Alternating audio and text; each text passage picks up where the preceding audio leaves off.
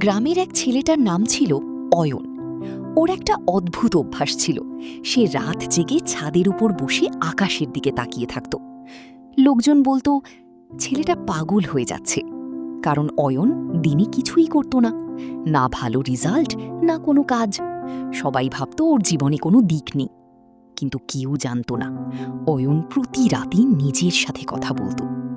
একদিন সে নিজেকে বলল, আমি ব্যর্থ নই, আমি শুধু এখনো শুরুই করিনি।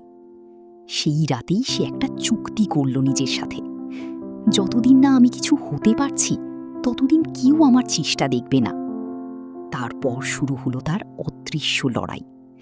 দিনে সে সাধারণ অলস একটা ছেলে, আর রাতে সে নিজের স্বপ্ন গড়ত, পড়ত, শিখত, ব্যর্থ হতো, আবার চেষ্টা করত।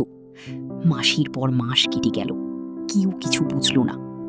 হঠাৎ একদিন একটা বড় প্রতিযোগিতার ফল বের হলো। সবার চোখ কপালে, অয়ন প্রথম হয়েছে। যারা ওকে পাগল বলত